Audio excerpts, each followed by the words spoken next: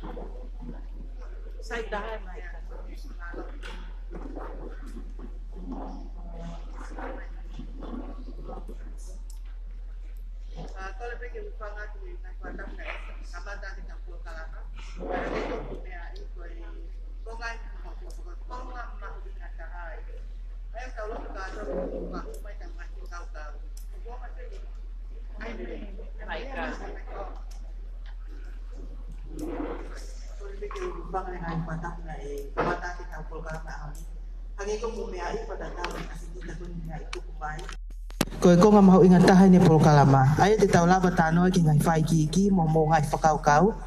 Pea whawhega pe ko au ko Mona Lisa viheni pa mo Mele Prescott. Ke tokoni ki hana facilitate. Ai tau tala noa koe pongpongini pa kuhena lose. Tene hanga e a hiki katoa mo ngai tānaki. I te pile koi mui, pe mo te pile mui, I mua koe he, ka taki o si ai ma kau skalai pe. Ka toa mo ngai whakaukau, mo ngai whakotu, e hiki ai, pa iai pepa, like you wanted Liz, outcome document, e present hono summary, I he fia fini pe.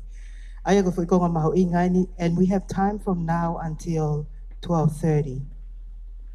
Aia ko mahalo toi hoa taha mo konga, pe Oscar pa ilo hoa ta, ka pa e ke ia o koe ke ai ke ai pinga whakaukau fu fia ma o ke toi tāna ki mai, ko tui te tau lau pe tau tolia, o decide pe hoko atu pe I kai.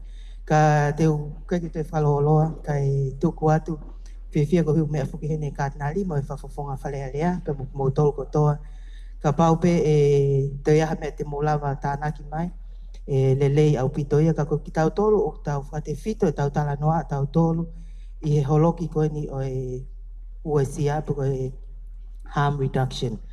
Aia o ko whapatonu ia ki a ki nau tolu toko tolu koe ni pe mga presentations ane uhu na e kau ai koe ni mele. Aia koe whehu I pe ua na e o mahe kau taki ke ta taki a ke tau whakaukau koe ni I he group discussion. Uloaki, koe hai tu unga o pia he tai nimi. Ai o mahino mai tau whakataha, o whai ngau he pilisone, o whai ngau he pot ngau he ako, whia mao ke ulaki ilo koe hai tu unga pia ai mo ngahi a ngau e tahataha. Taktaha mo whakahau ke whakataha I ke he pepa koe ni. Koe ua, what does success look like for you? Koe hai meo ke loto ke hoko he, ose ngahi tala noa, umu noa ki ai. What does success look like to you? Koe hai meo ke loto ke hoko he tauni, tau kahau, pea mo tau hono hoko. Pe kos mahino pe tau wholofola e tama, pe tau loto ke tau talia e tau wholofola ko ia. Aka mo tolu koe no mo heni, maa koe whunga whainga fua taha pe, hiki peho ni maa whakaha mahi ngoa, pe e alpe taimi tāna ki lewa tau ngahi whakaukau, ka koe ulaki whehu I. Koe koe let pe kia mo tolu koe heni, ki kāta ki o whaha mai, koe hai ngā ue loto ngā whai, pe whakahoko e he poto ngā ue, pe koe kautaha, pe ko hakulupu ke iai, ke hanga hei tamai ki o hiki, ke whapapau I, o wha ilonga e mo ngā ue, pe whenā pasi, mālo au pito. Ko le pe koe tau ngahi tala noa, le lei taha ka pa ai whakatonga, he koe pepa koe ni e tuku whakatonga atu, koe ngau whia mau pe ke mahi no he taha kotoa, mālo au pito.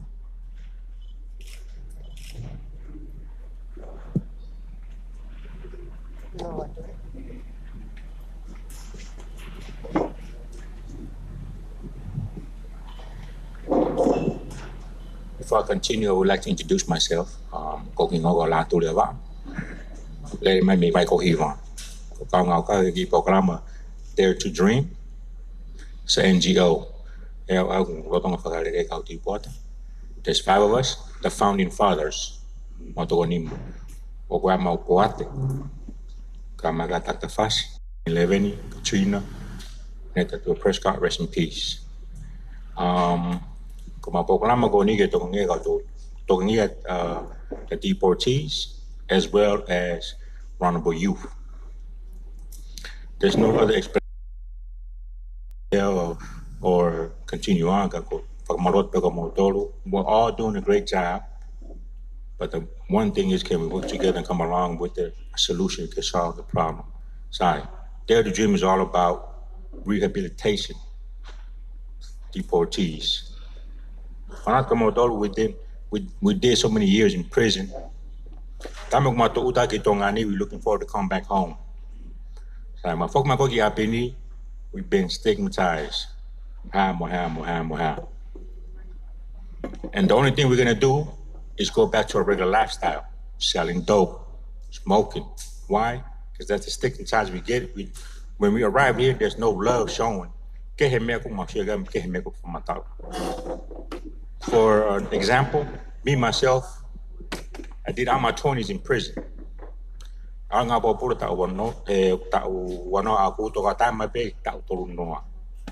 There's 10 years of my life thrown away.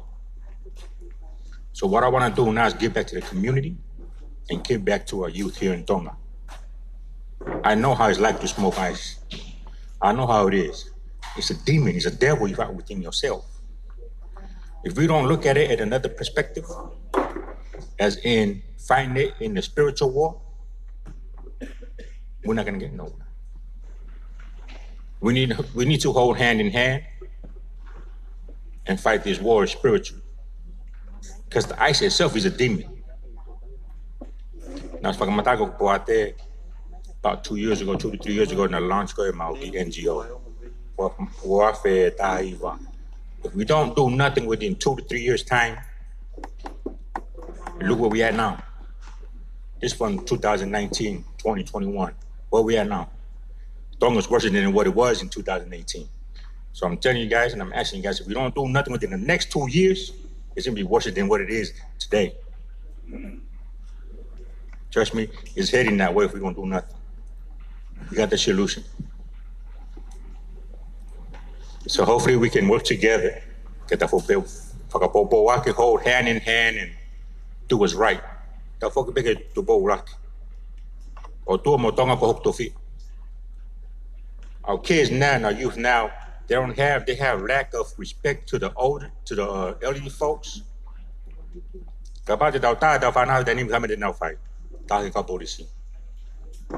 We need to bring back our Tongan culture back to where it's supposed to be and how Tonga is supposed to be. That's what makes us different from everybody else. Wow, I did not know nothing about tradition and how I'm supposed to carry myself to my auntie, my uncles. I had to learn it the hard way. So when they get out of the prison, we break them down and build them back up. My mentality go atongani. Instead of coming back with the mentality go America or folk my bill if I go itongani. So that's our target. So we break them down and build them back up to where we know that we can help each other out. Mahalo koyobe. Ko le pege hufanga ngai whatapu o si a whakatmi poani. Ka tuanga pege hoka pege whapopo atu ki lātou. Ko ki ngau ko Katrina ma o whatiaki ko taha niai. Ko pao ko taha e kau board members he ki NGO kon ko Dare to Dream. Ko whima pege ke whapeha ki whama ala ke ki pokalama ko ni amanaki ke mawha hoko. Ai ko tau ne uai whotua ki NGO. Ko ma oni nai whai ngai tuki e ngai matapa ke. Pea o wau mai ke ahoni na te kia ha monu i ngai tuki ko ni kana whai pe ai lotu. He koe uhinga koe nai whotua NGO ko ni ko Dare to Dream. Nai whotua pe ai NGO ko ni he kau founders ko ni ai ko kau returnees. Koe he ahoni o ngau tatanoan ki ngai updates ko ngai pokalama. Whawhetai ke eiki koe mau ki grant ko mau e meha komson Nusila. Koe mau ki project koe no ai ke whahoko o hui koe building back stronger for returnees. O make he pokama koe ni he tatakia he kau returnees. Pa koe o he ne mau kau founders pa ko ilo nai mahalo koe mea peke tawa ko peke ai ka pau te whotua ha pokalama because it's good to bring them can now share our experience because a lot of things in hai pokalama ko o glotonga lele it's not effective on them. So koe whakaukau ki project ko ni build back stronger o koe toko taha I'm not sure ko ilo pe mo ilo e ko ni hinga ko Chris Paquete. He's been in Tonga for a very long time. He's actually a missionary. Nai ne ki pa kan nai foto I puke. Pa o glotonga e pen o ka pen ngau na glotonga fai. He's a builder. Ko whakaukau o ome to ataha ko ni pa te ni hanga ngau ake mau 5 founders. What they're going to do in terms of rehabilitation. Pa ko programa pen ni nai fau I he kautama ko ni. E hu e la langai in our rehab program and our tolu, I Hono Fatataha or Moomi are returnees and those who have some kind of addiction. Now building back stronger going. So we're using building because katahang I met from Mamafai Hekau founders is that they need to be occupied, they need to have activities, they need to have programs. So Whakaukauia is we have this Chris, then Nihanga Ake 5 founders, and they're going to be actually building basically the bungalows. In the process go building go ni if rahu levang hai rehabilitation programs. Ko whakaukau te mawhinga akma Salvation Army. Ko saiping hai tānoa mo Salvation Army ka umaping hai kupu whikau aki. Ko whainga Māori e ni pana os vai peke mau kautama to raise awareness because there is an existing body, the why are returnees themselves that can speak for themselves. We can talk about all these solutions, but we need to ask them what will work for you. So ko foi programa ko nyuk te implement ko ta henga issue ko nyuk mau fitaulak moya ko no kumi ha ko nga api ke build ai hangeni ha home for the homeless because that's what they always say. They feel homeless in their own home. O saipe ai talanoa pe mo savea aniaf na fahu e mau ki formal submission ko kore ke tuange mo omi ha ko nga api pure anga. Pa fatawange pe ko symposium ko ni te tau fingau ako to mo influence key influential people ke si lava whaingo fua mai ke maulawa implement agi project ko ni. This just in a brief nutshell pe because I know everyone wants to share. Kako raise awareness pe o kwai NGO o tatakia ai ka returnees. They have lived experiences hangi pe wala tu na famala ko ke kiai. Kako mauki project pe he tu ke time ni. But ko mo oni we're limited with funding. Ko mauki grant na mau mi ha kom son New Zealand ko 28,000. It's enough to build 2 bungalows, but it's the beginning of the process and we hope there'll be other opportunities ke toko ni ke implement. Malo pito. Thank you, Katrina. Malo opito Dare to Dream. Ko le pe ko huk tau toko lahi opito pak wawe pe tau taimi. If we can limit it to maybe 2 to 3 points.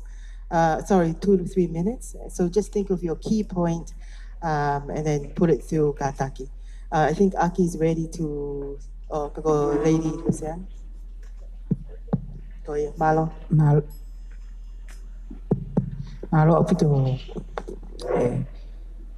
facilitator e toko mai ko ki me pena ko ki toka o ko ki foto atu pe ko ki ako solution ya ako what pe ke toki ko tu ko tano fo ni ko tau ki kamata pene tano hanga te au e manalisa tau ko foto atu au ya lele ya puto o ya fo hanga te ani afi mo a honi pe o tau tano ke tafa ke taha hange ko e o me ako wa o ki ai to taha ya ko ai ange ko nta fa non ki ai te dream ni ya ko na wa ki a ko fa ka ke ta o ma inga pito ke pure anga ya ta me committee task force ken fa ka ko ha ai nga te fito o ko hoko ai fa na pe ko ni I o na fili ke na alo ki he ma o fa nonga me kava ikai ke fala me he faito'o ke fala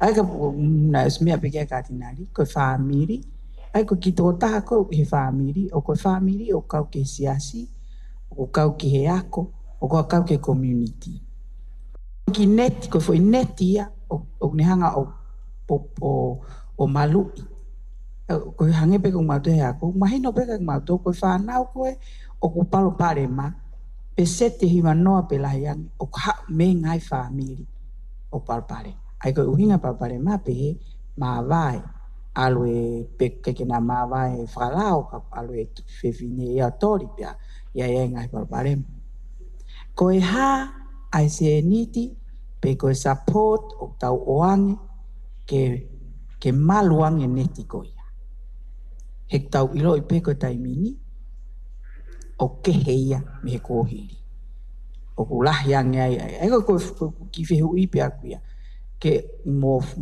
ko hai me tau wang ke siasi ke ne hanga to konia pe ko ya ko pe ke mai no ang ke ka fa fe ka e fonga ke to konia fan ki family o ku a ma to we siriana ke o te ma futo ka pe ke misnare ka ma to ka ngania e ku alo pe ste fia ki he to konia pe ya fa inga system o te whaka in place ke toko nia ke whainga waka koe maa ko owa mi te waka koe anga pe ki whamanatu atu o mau inga o pito pe ke tau wala ki he mea koe o ku Tupou ngai koe ke ngoi koe ke o whai au o ngoi au koe ke o belong what are we going to do to help strengthen the support systems or the network that is around the family to ensure that those families are stronger. Okay, malo. Malo pito Dr. Kata whaifekau koe whehu mo oni. Hange pe koe na e whaalet koe kamata. O ku o si wahe whoki ki he kulupe tolu. Koe kulupe koe ni taimi koe ni koe si ai. Anga whehana holoki. Ai ngahi koe si ai koe ni hoke tō taha koe ya. Pe hange koe ko whamatalau whema e support net promo services. E lava pe tāna ki mai Salvation Army ai taimi. Malo pito mona pa ko kole pe ki ufanga ngai whatapu ka koko te la mali ta taupe. Ko tui ko tau tolu ko toa koe I heni o kuai ngai service o ku tau whakahoko. Pea hangi koe ni ne mention ni he Dare to Dream. Koe mahalo ko tau muaya e tau hao ki heni I he kulupu koe ni ke tau tala noa. Pea whaam ke to e tau whakaukau ki he big picture. Ko ki tau tolu hangi ha pasolo. Bits and pieces of fit in together. Where do you see yourself I picture ko eni? Kalawa ki tau ngā unu ki mua tau ngāwe. O si whamatala e awi a ngāwe a Salvation Army. Ko Katrina e pia moe. Kau ngāwe I Dare to Dream. Oku ilo I le waheni tau waipe body I tō ngani. Once of arrive a returnees. O iai ai NGO ke nau toka ngā. Ko ki mautolo ngāwe kia ki nau tolo mau tāman. Tama kia koe e o ka roma Faito'o Konatapu. So where do you see yourself in that picture? Koe ha ho o fo ikonga pa solo koe te ke fit in kiai. Hange koe mea ne lawe kia list ane nai. There are places, there are houses out there ki tau ngawe aki. Ka pau o kia ha place pe, come forward. O tala mai koe apie, koe ha me te tau whai. So we can work together. That's how we work. Ka pau te tau hapita to tala nuai. Ton ke pehe. It won't move. Ko tau I heni ke tau tala noai, a whakasi pe tau tokonia ke osi e wesia koe o e Faito'o Konatapu.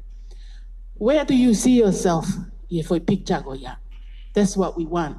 Ke hanga tala mai, ko mautolo ko mau whakalele, fe ka pau e tuku mai ka mautolo. Yes, tuku ate ka mautolo, mo whao. O ngā na whawhaku duplicate ngai services kono tau whakahoko, pe tau lele pe ka mea ta, ka awa aturi ke ta.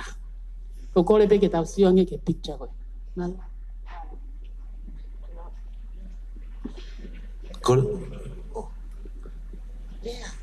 Kole pe ke ufanga whakatapu.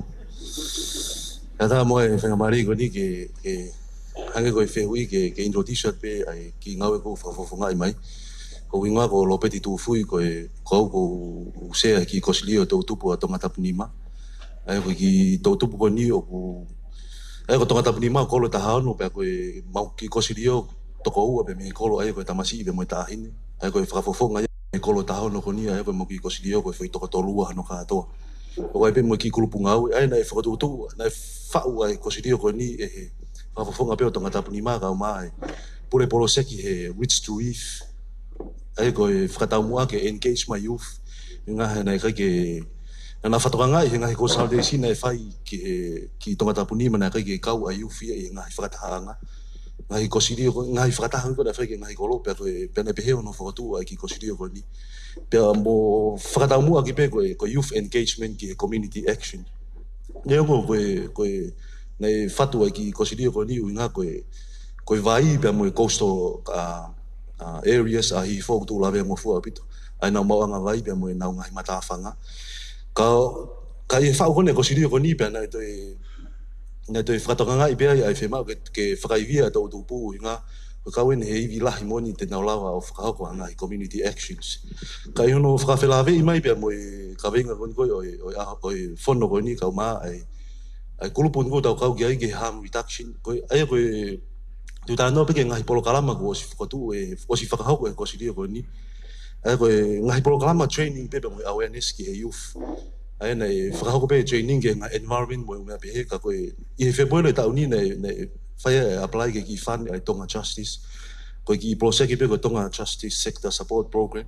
Nei wheunga mo panga ni mawhi ki hono whakahoko pe training pe mo awareness ki a youth ki he awareness a youth ke youth justice ana kau pia e trucks pe mo u ala me pe pena e kau me pe kia ai kau fe kau semi skava ko le na tas I ngai programa ko ni pena e ola ri a te programa ko ni na tapu he ikai ke tau lava o lere ki he mea koe lere ikai ko whanau atu koe ni ki he rehab koe ni a kau NGO koe ni o tatonu ke aha whakakau ke ai rehab ai pure anga ke nau tu whakata ko te alu ki he pe koe. Ko ni ma miliona ena nei. Ka mata atu ake rehappy. He ko tau tua tai nini, ko tau tolu tau ilo ke Faito'o. Ko si ka inga koe nei uta mama o atu mo tahi mo fe. Koe ke aha nau fu ilo anau tau ke umea koe ni. Ka koko uinga, ko mou tolu, pure anga.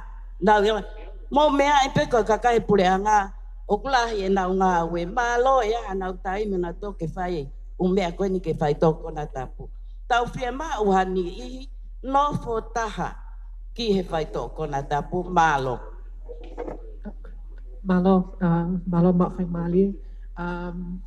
Ko fitilang Tonga Mei Family Protection Legal Aid Center. This is under the Ministry of Justice, for those who don't know. I'm grateful for the opportunity. But just to ensure that we raise the issues relevant to today's discussions, since yesterday, we are emphasis now. This is under 15. Mahinobe, I go youth here, 15 to 34.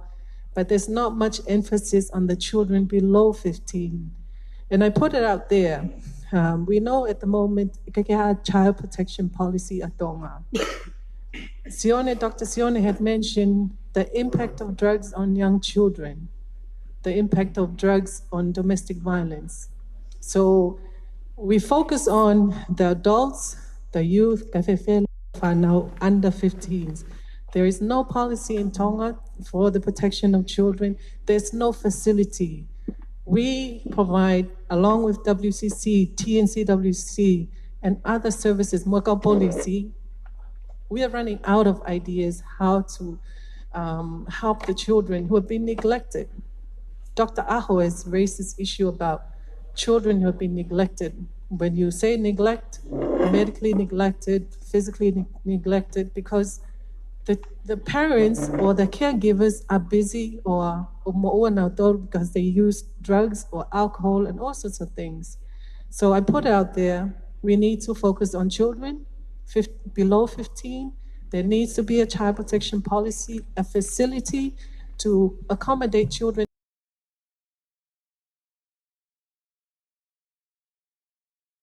Where do we take them? If we're looking at a facility for to rehabilitate adults, now, we can consider the other read the relevant information to those committees. We don't know, I never knew about those committees until yesterday. So service providers who are providing direct services and existing services are there, they need to be heard in those committees. That information needs to go there. Last point, I do support appointing Dr. Umoumataha, capacity strengthening the existing services. The building capacity of counselors who are already here. We have counselors with Salvation Army, probation officers, the WCC, and all the other counselors that are already there. And there's the safe house. It's the only safe house that we are using for children under 15. Build the capacity. I say what else to do. We've been to the Prime Minister to update him on these issues, and we're putting out there if we can look at that as well. Yeah, okay, I'm done. Thank you.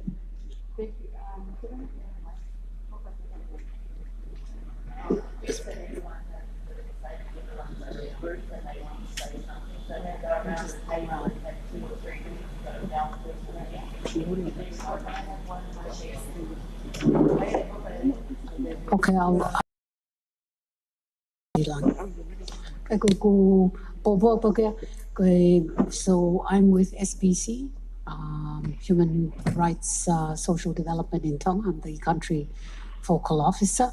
Dok mau tonga matuli ngahi totonu ai whanau ngahi totonu ai tōtaha katoa. Kawai mai parapurang kon ko tau talangai he ahoni.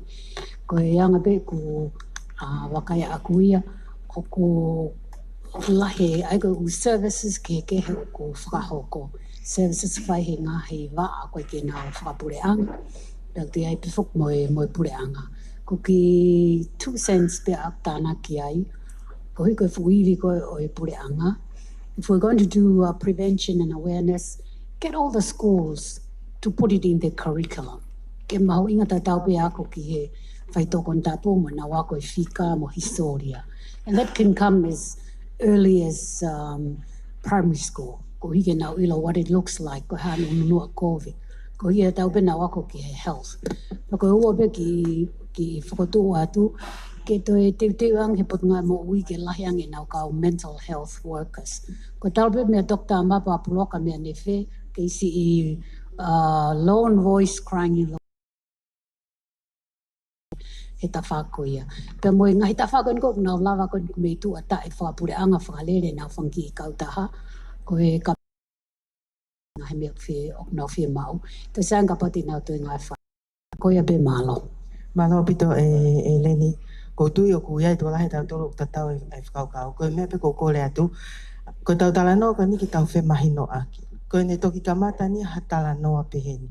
Ai o ngā ue Dare to Dream, o ngā ue a whiti ria, o ngā ue mai ka o please o ne. Ka koe taiming ke tau tāno whatahai. Pe ko mea pe ko mahino i me kamata, koe ko palopale mania e pule anga. Ko kore atu pe ki tau tala noa, tau tolu. Ke ki tau pehe pe ko pule anga. Koe national response here, koe pule anga pe ko tau tolu kotoa.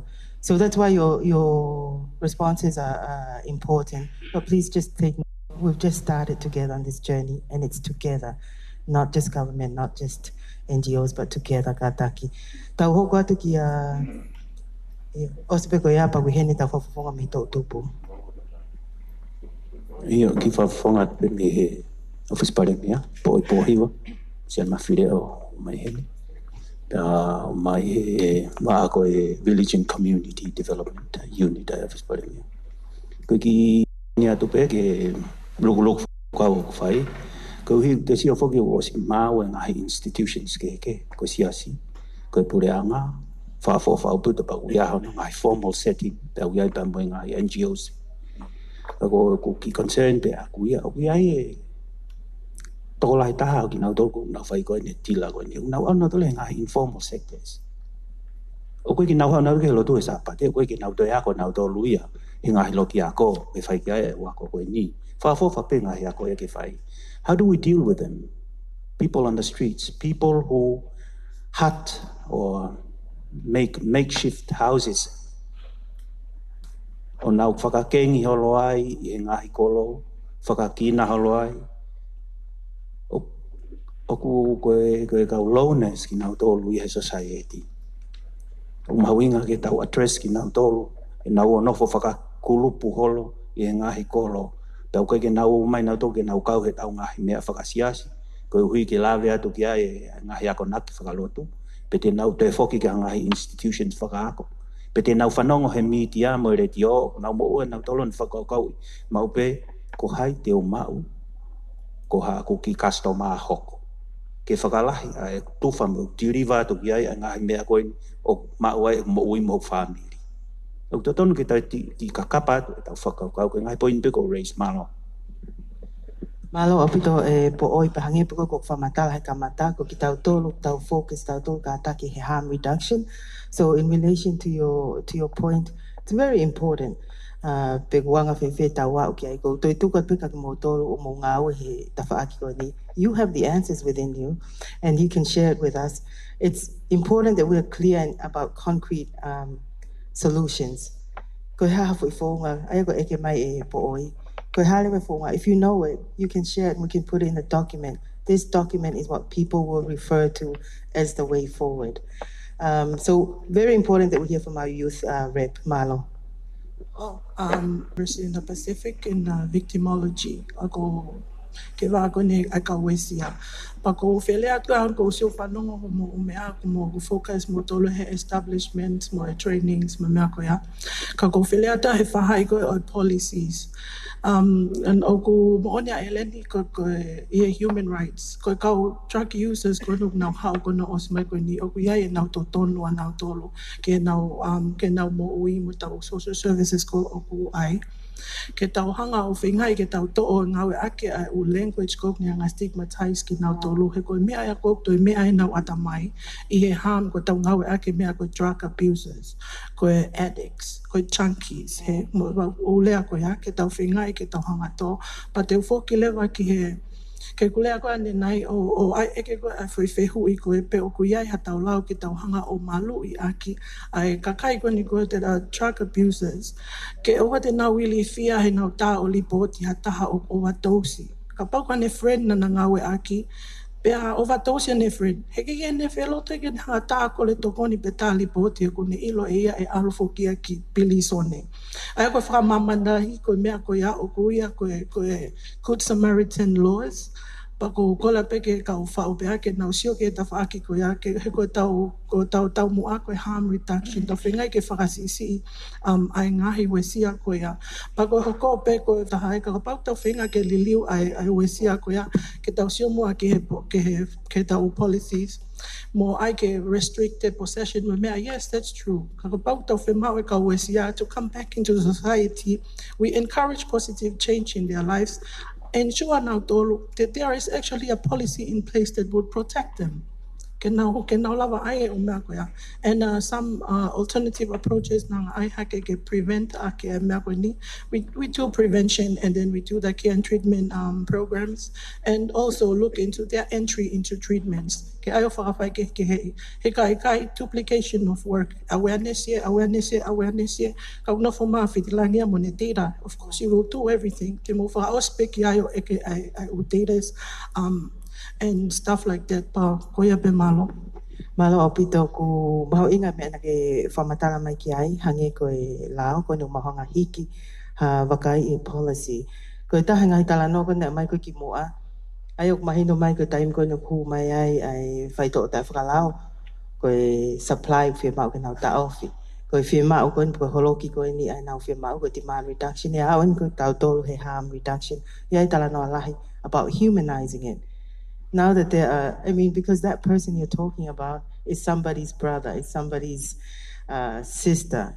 How do you take care of them, as you said, and make sure that we have policies, that we have support systems in place? So when you speak, if you could think of them like that and give us, say, we need a rehab center. What we're hearing here, you said we need to put in the school curriculum. You want to have a child protection policy.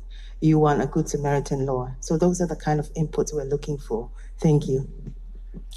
Malo, ko gingoa ko akanis o ku ikagea ko iheni ko fae au ko housewife pe ko kui ka ko ku fieto ko ni pe ki he me akon ko ui pe ko ku kole pe lava e tia ki he policy ai ke whakalao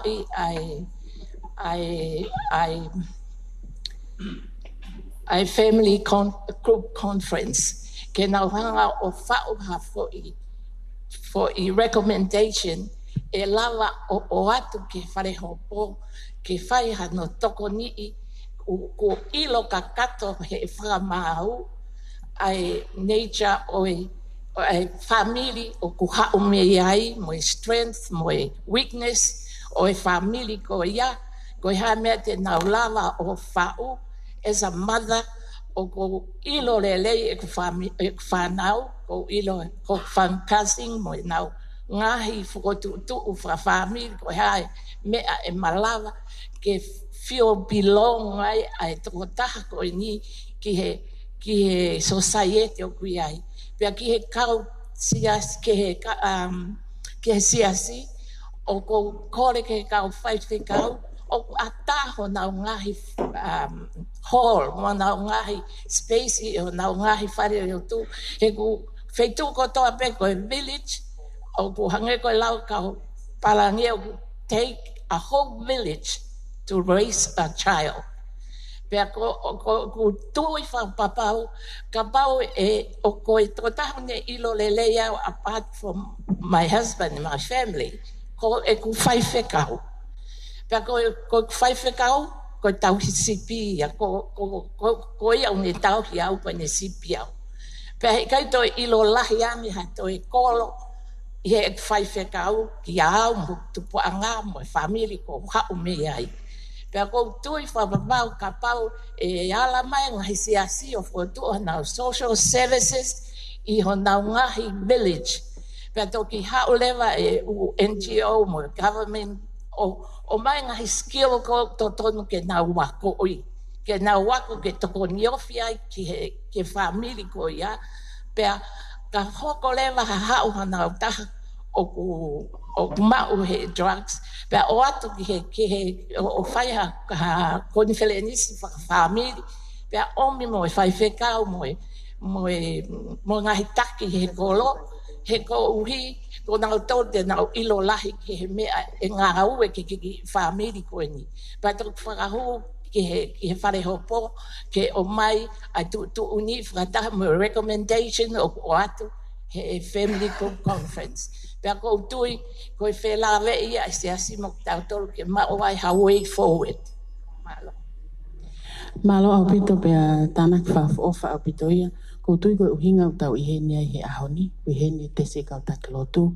Pea uheni ngai services ko whampe ke acknowledge services ko na WCCC, TNCWC, pe he ki he family protection. O nau ngā ue ki he lelei whakalukufua e whamiri. Ko tui ka pau o we need to bring down he tau tānoa ko e ni ke fit in he tau community. Ko community o ku affect lahi taha. Te tau tala noa pehe o whaam ke mai tau whakaukau ke he community. Pea ko reality e ne ngā ue ko he ngahi ahoni. O tau hanga whakotu o whanki mea, pea tau lele takai lewa kumihamoa. E he taim ta tau o siai pe ngai services ia o exist. Ko duplicate ia ngai polokalama ko tau whakalele. Ka pau lewa ko ilo e au o waik whanau o palopalema pe ko toko taha ko community o fia mau tokoni te alu ki he family protection pe ko e maa whawhine tonga ia Betty Blakey pe ko TNCWC pe ko e WCCC. Ko ngai referral ko e ngai NGO ko ia e work. Ka pau e kau a Betty Blake, ko tō taha kua whemau a tō koni me he, tene refer lewa e Betty Blake ki he. Ko tui o ku whulahe tau tā noa ke ngahi mea ko ku lele, pa mohono whokotu e ngahi mea pa tau tangutu o sit o tali ki he whan. O sango ia, o giai pe ngahi polokalama lele, ko tui tau ihene au ni ke tau whe ilo ngaki, a ngahi polokalama ko ku lele, pe a refer ki ai, mahu inga ia tau bring down ke community. Kau ofisa kolo, mo kau taki lotu, o whemau ke tau ngāue whakataha. O whemau e ke aahi ke ilo, ho toko taha ho siasi. Me mipa ho community. Ko hae me mipa upalo palema. You need to be there. Ko anga ia ko tau ngāue, ko anga e o ngohi e tonga. Pea ko anga ia, ko way forward pen ke tau ngāue. Pa palema ke ilo he community, kua hataha ngāue ake Faito'o Konatapu. O kai ke offende tā naki koe me he tō Tupou ke te ai e lao, Good Samaritan law. Ko tau iheni ke tau whenga ke tuku. Ka pau te tau te whakotu e Good Samaritan law. Ko tā lātu. E iwi pe iwi ia patamai. Ko mea o batous, ko mea o ha. Whamole mole pe kai ke whakawhepaki. Tau whakaamu ke tuku. Ko uhinga au councillors, mo ngahi wheitu o kai kakai o nau whai hono whalei. Please refer to them. Ka pau o hanga whepaki clashing service of provide. Malo. Malo pito mele o ku whakahama he tau whawhonga whalealea o ku toi whieta naki mai. Malo lo saline. Malo mona. Ko le peke hufanga e whakatapu ka e whaipe moha ki pou pe mo to e hoko atu pe i le poini ko nai o hake ko ia e akanesi. Ko sio enia pe me he community pe mo ngā au e whakataha ko mo e kakai. Ko mea ko tokanga ki ai.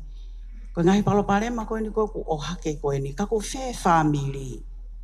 Ko te mahu inga te tau foki pe ke family o kamata me ai. Pa ko mea ko uhinga ko ki ai. Ko society ko to ape o ku ai ngahi tu unga mahu inga ai. O ku ai ho ignore pere. O ku ai ai fai fekau. O ku ai ofisa kolo ko pule whakavahi. O ku ai ko silio. O ku ai ko mite ka kai fefine. O ku ai mo ki to Tupou. Ai au pe ku ihe malu pe ia o sia. Ka ko mahu inga ia pe au pa ko u frataha ai youth o ko alholo ai. O ko foto mau pe au ia fe ke tau foki ange ke fai hange ko to flofola ko ai tama. Ko hai fatunga motu ai fonua. Mahu inga ke fiu e fiaf ko to ape o fai ai loto fra family. Ihe fiafi ko to ape. Ko ke to hoko ia. We take for granted o hoko mea ko ia. Ko mea ko mahu inga ia ai Ka pau te tau ka mata ngai loto whare ko toa pe. Whai e loto whamili. Pa ka pau ke loto whamili o ni te nima pe. Tai mea ke whai ai a hono whare kese whanau. Ako ne kina ki nau tōlo. O tui au ea ulahe ngai taimi o tau whemo e kina ko hiko ngai whatongia. Ka ako mahu inga ke tau whoki tau tōlo. O toi whakamalo hii ho tau whatongia koe whae mo ta mai he loto whare ko toa pe. Ilo koe hae mea ki tamsi mo ta hine nai whai. Tau kamata mi ai. Koe community engagement. Mahu inga ke kau mai ngai tuunga ko toa pe hao ke hou eiki. Te whakatata ake pena mau kamata mai mau ki kosilio. Koe wahenga ko toa pe o mau aluki ai, mau whakawhi hange ko nuku. Tui wakano me aia tui wakano. Lele mai mau polo kalama. Mau hiki atu ki whahewa kau mai a weha. Taim koe na mau oi koe ki wahenga kolo wai, ia e tama a pirinisi. Koutou ka ngai whekau kau aki ko ia te tau lava o ngā ue whata. Pea mo e toe vāle le iang, ko tau wāwhaka ngā ue koe mea mahu ingai. I anga koe tau whahoko whatongia, pea koe mea koe o whai koe wakai kei koe, taimi koe nai hoko koe ai lockdown i koe ia koe i he kolona he tau ko osi. Pea whakahoko e mau whanki polo kalama. Mau sio ke mental health. Ai mahu inga koe ia koe mental health, ki he taimi koe whai lockdown i koe ia, mangai palo parema koe ia. Pea mau kore rewa reo kau mai ki ai. Mau kore rewa a Joe tākai pea me health. Ko hiko umea koe ke corona. Pea kau mai ai pea mo environment, pea me climate change. Ko tui a uia pea o ko whia ma uia ke longo mo ui. O koe ke uinga ke pe he ka whoi taimi pe. O whia ma uia ke sustain e ngai polo kalama koe ni he community. Taimi ko o mai ai ko whiohi koe mei tua he ngai family. O si homi pe whanau mo e lau maari e lelei. Tēnau lava o ngā ue whakataha. Pea lama i o holo ke ngahi āwahe wahe. Koe taimi lahi whoki ko hui tau ngā ue pe, tau sio pe ka tau topa, mone au pito pe ia. He hui tau ngā ue e tau position mo status community, mo e paanga. Ka koe he taimi au mahu ke tau sio ke whakaluk fua. Pea mo e ngā ue ko ia koe ke society, pea mo e community. Koe tahe me aia na aku mahu inga ia au iai mo tokanga koe ki ai, ke tuu koe local government. Mo e alu koe ki he whakawāhenga whiri. Whewhe koe sio pure anga ia ke budget ai wahenga whiri ko toa pe. Alu ki ai e paanga ko uhinga pe aku eni. Koe ngahi ngā aue koe ki wahenga whakahihi fo. O si ai pe ka ia i wahenga hifo, te nau lava whakarere ai polo kalama. Kana, they take a polo kalama koe ni koe polo kalama eni anau tolu, koe nau whakalaka eni ho nau wahenga. O kai ngata pe umea koe hange koe tanuhala mo umea koe. Ka koe ngai mea koe ni koe ke build up koe ia koe a capacity koe whanau. Pea nau mao e mindset koe ia koe nau accept e ngai mea koe ia. Koe mea taha koe sio koe ki ai. Koe taimi koe o mai ai koe a nau tolu koe mawahe me pirisone. O si ready pe community ke nau hanga accept e tō taha koe ia. Pak mahu inga community ia ke nau mao e lau maari e koe ia. O nau lava o tari e tō taha koe ia koe o whoki mai koe ke community. Te whakatata ak peo, iai mau ki api. He kohi te uloto pe he au ko whi maari e peo ki ha nofo ai. Ka koe toe ngai e nei pā koe ke nau sa ia nau tolu ai. Ko whakau pe ko hatu koe taimi. Malo. Malo o pito whafofonga e tānaki ko ia. Aia ko tau tala noa ke hanga o mai ke le volo koe ni. Oe toko taha whafo i tui. Hangi tau whakau pe ka pako ha toko taha koe ako ofa anu ingoa. Ko ki tahe ni ko ni tau taha valu. O si ifi ia. Ne keifi e ifi pe ia. Kau tau whema ufo ki holoki ue sia ko koko ki ai. Koe hale me tau mea te tau lava toko ni ai. Pako kole he ni ke mo tala noa whakau ke ni i koe ni the language of ai hake he ni. O important au pito so that we don't look at them as just a number or an issue. We look at them as a human being like Losalina spoke of. So I think we're going to talk soon to Aki and also Lina. But whaigamalien malo. Malo pito ma whaigamalien. Fia ke kau whataha te he tala noa koe ni whikau aki mo tau mua koe ni ko tau whahau ko. Hange ko whanua tu eke mai koe haa mea ko mo whahau koe taimini. Ko ako ko ingoa ka po mana tau whameha te iho ka ko whakakangata maki e pahai. Pea te whakahoko atu pe ai mea ko ma whakahoko ki e tau Tupou. Ai o ko fuwhe mau ka tau tō ke tau hangau. Whakamahino ka nau tōru. Ko nau tō ko ngahi mata i tāpui koe spearhead ke nau hanga ko langa community lelei. Pea o kuai ai ngahi ako ma whakahoko ka nau tōru. Pea mga hipolo kalama au kana to he falai te o whakaafe pe. Kau kai ke whakatoka ngai ke kau mai ki ai o nau fia ai pa nau mai no ngā. Ko sio kai tai mini o ku holofa tau tolu ia. Kai ke koe paanga ku iai, koe poto ku iai. Kau kai ke tau lava o solo va fui pale ma. Ai ko tui ko mama tolu. E lava pe ke solo va whakalau maalia. Angahi pale ma ko ni. O ka pate tau whitakini ma o oa e te awa he vahe angahi lotu. Kai o mai e ngahi ilo ko nau lele ko ngahi whi ngai whakalau. Tau patu taha ke ilo hei iufu. Ke ne ilo ko hai ia. Moi o tua. Pa ke ne ofa ki ai ka lava ke tonu e ne fili. Ko hai mea tene whai. Pea iai ha paanga pe ta iai ha paanga ka koe ngau e whakatama e ki mai o tua. O ku nehanga pa whakanonga e toko taha ko ia. I he tū ia ko a mautoru. Pea koe ngahi wholofola koe e ngahi tohi ma oni. O tau awek nau tolu o wai ai fo iako ai hange ha api ako a mautoru ka ku kai ke whakahoko ha api ako. O whakahoko ni a taimi o si koe ngā ue mo iako. Kau whakaawek ai kau iuf. Nau ilo koe tohi ulaki ko o wako e nau tolu nau ilo. Koe hae mo ui whakaaho. Koe hae apply e mo ui whakaaho. Pag o atu anga tono whanki wholofola ai. Koe wholofola koe o tua o mai e ngahi kau whakafono. O hoko e koe iwi pa koe kia ke loto e tangata te nao whakaawa. Pa ko tau tole o tau o atu.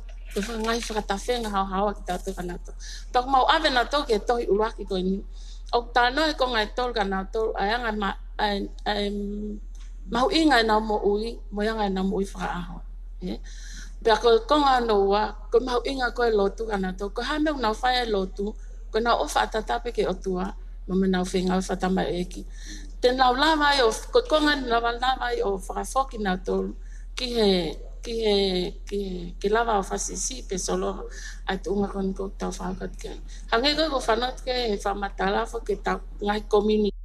Ai o kulele ngai community, pa koe mea koe tau ngai whatake lawa, ke whakaawhet ko mo kau iufu nau kau mai. Pa koe nau kau ke lotu, ka nau ilo koe hae mea koe te nau lama whakahoko.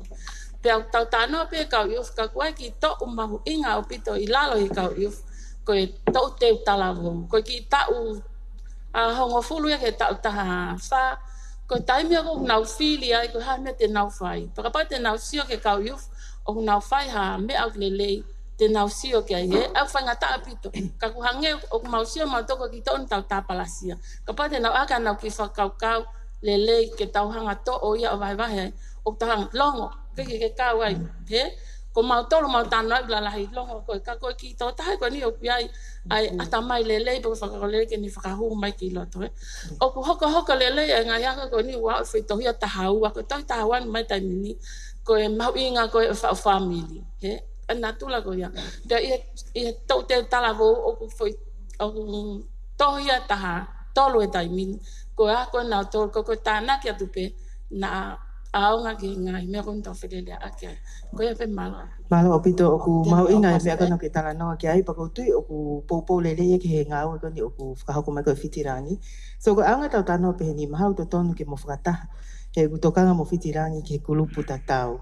Pe hange ko whamatala, ko ki nau tolu pe whanau te nau iloi ai tō onga koe ho nau PS. Maha te nau lau na tō o maha ngai fōtu whakaukau lele. Ka taku ate mai ka ke he toko taha i moi koe. Wa te toko taha ke he ku i o koe CEO Liz pe a hoko lew ke CEO Education. You can go. Okay, thank you for the opportunity. And it's wonderful to listen to everyone because everyone in these groups, o taulava o solova, I problems going. Lato, thank you very much for sharing.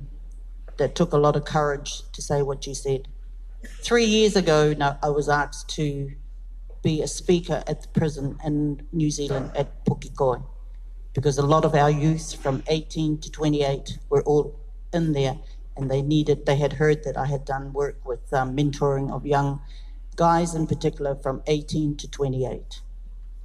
When I walked in there, I went in as a Tongan mother. I was so proud because they all stood out there waiting because they had not had a visitor from home for probably 10 years. They had me standing up on a podium and they were over there. I told them to come close, I'm sitting with you. I got them to introduce themselves and why are they here? What is their crime? Their crime was drugs. Why drugs? It's easy money. Our families at home want money for the katoanga and all this kind of stuff. This is what we can do. It was very sad. They also asked, if we came to Tonga, would you employ us? I said, I will be honest. My door is open. I cannot promise you I will give you a job because you've got to prove yourselves. And I said to them, it's about tough love. But somewhere along the way, someone lost their child. So the reason why we're here is because of drugs and because our king wants us to work together to make things happen. There are NGOs, there are government entities that can help. But the problem is finance, as far as I can see, finance, easy money. Families are being disrupted because of that easy money and drugs. Health situations as well. And our youth who go from, you may as well say, and children as well, they're the ones that are suffering. So, you know, we need to band together to make things work and something that's user-friendly, something that's Tonganized, something that we own and take ownership of. Malo. Malo pito les ai tanaki ko ya. Tokanga peke tau tai mi ka taki kapau pete tau ki oversee he lunchtime isai peke modolo. Yeah, okay, Malo. Thank you, CEO. Malo. CEO, Ministry of Education and Training. Ko korepe ke tau paint picture. Ko ki tahi mo ki tamasi ko ha ko mi community ko ka local school. O ko hao me ngai api moe atakai ke he au pito. Pega paule wa ko classroom ko to noa pe atakai ko e tolu noa ke he ia. Tau whainga rewa ai whai ako ke nihanga o mai ki nau tol ka standard ko inga ke whai ke lava hono ako i koe o curriculum ko ka nau tolu. Mau tolu mau whainga he tai mini ke improve literacy pa mo numeracy. Ko te me taha o wike e hongfulu. Aga foi awe ni manoa tukua ke ako ye ai silapa ko ngo ai fa nau. Pa wai foi ye te me rock ko ngo ta oni foi a ho ye ta haua ko ka iloa ye me foi e ko foi ape tol valu ko lava e mau curriculum. Ko fa ta haua ko ha ko loto pe ke tau ki sio ki ai. Ko ha ko ki ta hine me tamasi o ko beyond school ground o ka me ai o ke mau lava mau to bia fai. He koe ngā, paka ko whainga tun ke mo understand ai additional burden ko o mai koe kau whai ako. Hange au te o mai e ke mo toi kaupila. Hange au te o mai e ke nau whai me ako ia. Kau nau whai pe within the limits kun koe e nau mea kun koe nau tole whai. O lai au pito e aluatu si i kau whai ako ia. O ku osi fracture pe a society ko ia ia. Pako nau whainga, ke o mai e ngai kupu ke he ko ngā ke nau whenga we aki ke mauha environment lelei ke whanau ke ako ki nau tol. Whakawheta e ke Salvation Army ho mo toko ni mai ka te mau tol. Ko ngā koe e ngahi me ai au ke mau lava mau tolia whai. He ko ngā koe kauwhai ako nei ako i nau tolia ke curriculum ko nau teach. O ka nau content a nau tolia o nau whai. Ai ko whakaukau atu ka takta whai e toko taha ko tope he community e ngā we. Ako tupe mahal e lava ke whaia ngahi ngāwe ko ia. Ka takpe e rengi hono ho tala mai koe ke o mai e na koe ke curriculum. Curriculum a mau tolu o si review. Toko ain ke write a new curriculum. Ka toa ngahi mea ako na koe whikau aki mo nofo a society mo ngahi mea pe. O kuha o he curriculum for all. Ka koe o kuhei pe mo ngahi non-government agencies ia o lahe na woanga kore ha taimi ke na woa o fai promote awareness e ha mo kon ko tala tu ka pate mo wangi motoria tu wa mau curriculum mau toria ka ai mo me a motoria na he ko nga foki mo sio motoria apply for funding os behang ila motoria ko dissemination of information e ave ke schools motoria e very end of your project application to kyo ange tala mai firma o he funding ya ke nga ke ave ke schools ta mo pe ka ta fa mo mahina ko o ka topa November o te ke ha o ke school ho fai mau si ma to mo ga me pe ko inga pe kuia o lahi ngai a good intention ya I heni pa mo tolia ho mo aims ka os ko ya ku si safa mo tolia he me ko ya malo pe mau fa nga re ya ka mo tol ko nga ko tau hi va he wa ko tau hi va mo ka ve ko la mo nga me ka to ko ya I mau apia ko ka ko reflection of society kon go tau yai o ha o ya ki fa ya ko pa ko ha o ko ya ka taki whakamore tu wange ange whai ako ke ne whai ne ngāwe. Ka koe whanki ngāwe ke he. Koe me aia na mautokanga mautoki he tau kosi he koe ngana e abuse na e hoko. Pea koe osi koe ngā o mau ngāwe mau pe mo Salvation Army refer ki ai ki case koe ni koe ngā ke na whai atu na tore ngāwe koe ia. Pa koe whoki mai koe ia tala mai i o koe na o ku resolve a case koe ia. Te mauto whakafoki ki tahi ne ke api pe koe ngo you know the main cause of it. Feke ya tau foster care, you know, for the time being. O te ke ha me pe e tongan ko si ha o ke ha policia pe feka mo foster care. Ka ko ngahi me ai kon ko ton ko ki tau to si ko ki ai. Ka ko re ni ke ngai agencies ko to pe. Much as we like the promotion ke o mai ke school, let's have a look at what you want. Ko ha ko function kon ko I have an education. Ko me ia ko mau whainga ko mau tolu ki ai. Pero me ia ko mau whainga ko mau tolu ki ai. Ko ha indicators ko ia. Ki lava ai ngā ue kon ko whai kon ko kono a ko i kon ko e Taufa'ahau. Ko rea pe tau ngā whakata. Io e iai pe taimi te mo oangi ai. Ka koe ka tukuange mua ki curriculum ia ke mau whainga. Ko i ngā ke lava ai academic work kon ko e whanau. Ka mo e tau mua e pure a ngā ke whanau. Ko toa malo. Malo pito CEO e whamalaala. You are talking about a picture. Tau tāno ani ki he kakai I o tau society tau ofai. Te tāno pau kai toko taha ko ilo tau tō taha. Koe tō taha ko ni nai li ake ne o mātua. Na ona toki mōri. Tō taha ko ni uke ke popo le lehe ne whangatako wā. Koe ke hana tu whaiwhine. Kana I tupou pe whamiri le lei. Pea mahino mai ko he. O ngari whakaori ka koe tō taha ko ni nai na e li aki no hoa o whaanga o aleo mari. Pakamata e koe ne iwi. Pa koe ne iwi koe ia o whue whoki mai ki society. Ka ne ongo e ka pai aleo ki Salvation Army. I'm just using it as an example. E o si hanga ka kai society o si ake ko whie lau.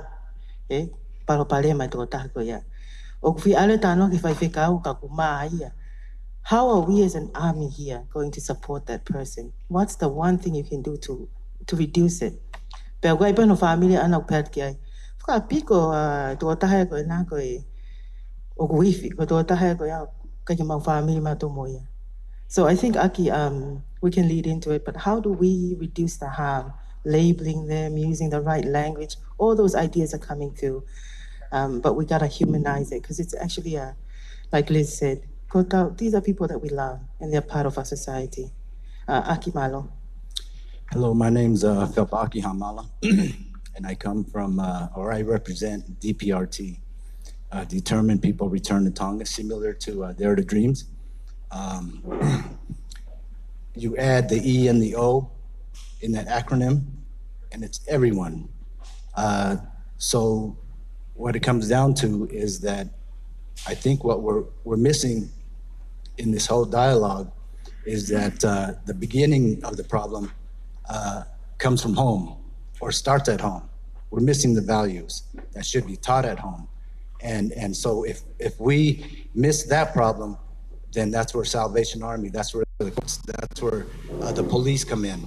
And sometimes it's too late because as referred to the talk earlier, that the recidivism rate, that's the in and out, revolving gate. And so until we deal with the addiction problem, with this situation, with the drugs, then they're just going to keep going in and out. So I feel that it would be a good thing for addiction rehab, a community center, with all this multi-millions that are being put in here.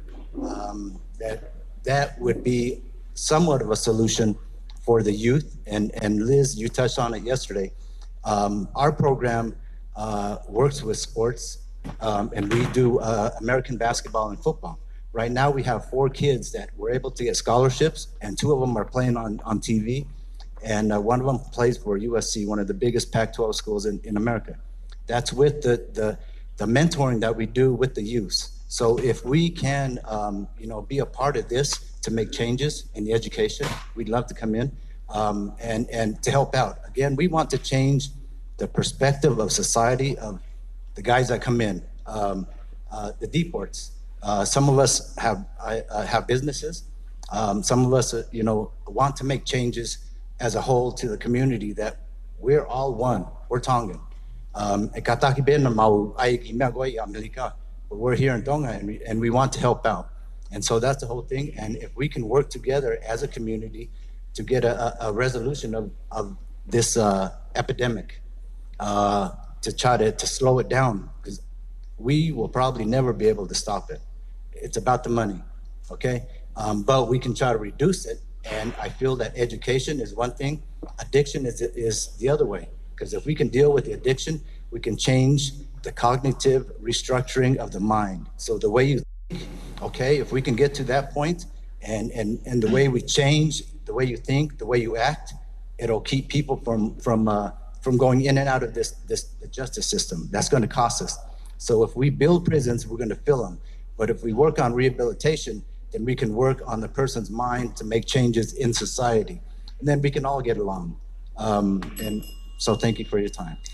Thank you, Aki, for sharing your experience and your recommendation. So I think we're pretty clear on recommending a rehabilitation center. Yeah. Please come forward with the advocate, my kakataki. Yeah. Ko ai pego tokanga peke tau taimi ke ongona ka to mo ngahi tana ki mau inga upito. Alo upito. Ko beke ho fanga fata. You have to come forward, please. Ai atama ki fine motua ka ni ke kawato. Ki he taupol kalama ko ni fai ke fono. Ko kinga ko monalisa tau fo ko tani mauan ko le mai mei halau vave. Pako ko ngawe fai ai ko ske tar ke komite ka kai fe fine. Pena Tupou mai falat lahe ulele mai. Ko hi ko tofo fo la ne afio ko fono. Pa ko tunga ko na tofo fo la ke ne afio na ko ngoi. Ko hinga na ya taimi na ui mai me he potunga we ako. Me pule ako atere. Fia ma ngai ma tua ke mo mai ke Faito'o Konatapu. Ko me ako ko ke api ako. Ko tu he vai fa to lo tu ki to. Paka vai fa pe ta tu ko e apia ko ko tu nga ko nga mia pe hinu ta talanga ke nga ya te paka me pe na o ka ke tu na ko le pe ke ho fa o ka ke si tu na ya o ha me ka ko tu be na o se la le a ka fifine ka tanga ta eki ko na lave ko tu pa ki ene a ka fa ya ko tu pa ki a pu ya ko pa pe ko ha ko te tu ko o pe ke ki tu ha Pagi fai maria ko na tala. Wai fu mahafta wia. Fu mahafia ko te ne fana ipe mate kato. Kainga. Ko tohi ana mai. Pago tohi go ya. Ko ya go fe mea fa. O mana pe ta no a kolaya te ko ni mo te vita. Ate fu te unga ko tu ye te vita. Hange na to ko te vita ki la mafasi. Hange ya ko ngai tala nga ko nu tau fai. Tau to foki be. Alma wafa eki ko ya na whakatok ya ke tau gona fu e tau gona flistia na huki tau e tafia ko tohi o foton ke tau foki e tonga kata na lawe ko I apia ko I atere ko fom fit tau fa sia fo ha wa fit tafitu pe ko talang ko me ofa na ko fo ha ne tau ni ma ko tohi go to am ha ke ko lisi ko tohi go kai nga ko ilo no lele Ko le be mo ni u kai puri ha fio. Hei ke ala ifi. Hei ke ala in. Po mau la ko na la ke ai. Pa fa lot lai kamata me api. Pa ko le ai ta lot hu fia lot au kai. Atonga ko toa. o ke hea me au kai ko no fai takai ko au kai ko ni fai lo tu fale fai ko to ia hapot pe hange ko ni na fram ko osen patau tu lo tu ya tangi eki ko han fa tangi ko na fai ko ka kai oni ni ve e fa au ha ka pa ko no fu fra au ha no hu mai ko te mo lo tau ko fa si nga yang ko fa chen da ke to na fa fai ka tau ang ki he te ate ki po po o fa ko te ki hi va be koe tohi tapu, koe ka pasaya o e tau wholau. Koe ia pe ae nonga pe a moe u. Ngā we aki ae tohini ki he ho, oe mo uini kata usia a itaniti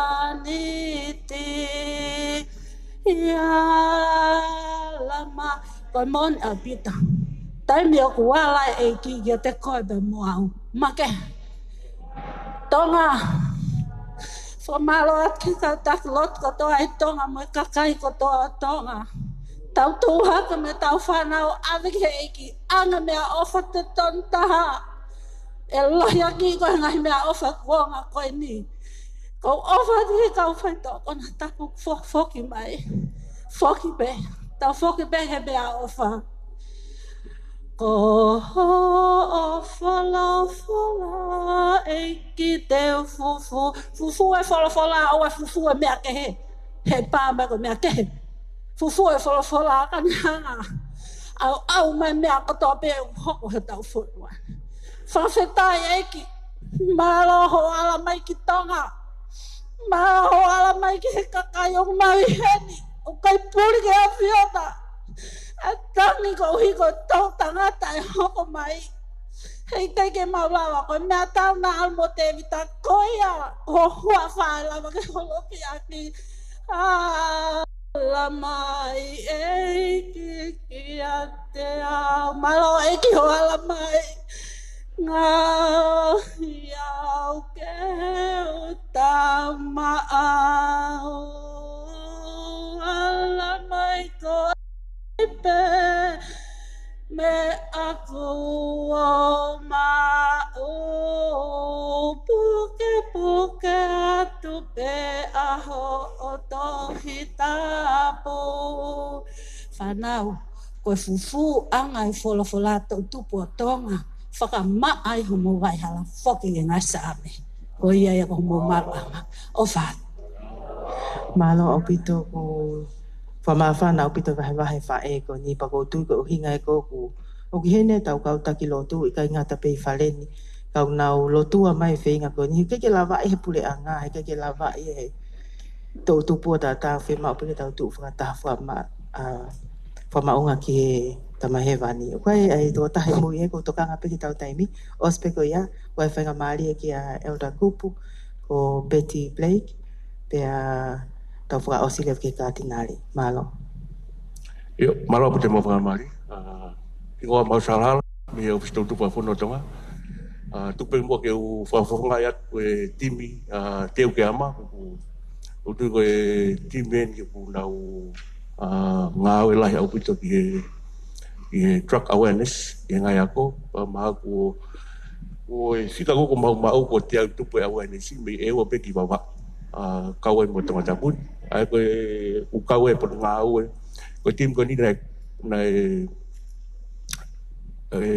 o kau kai e polisi fore mahaki. Pepe ke Savisi Nami. Pepe ke FIMA. Pepe ke TCC. Ai koe timi koe ni nei whau e Wharf tahawalu.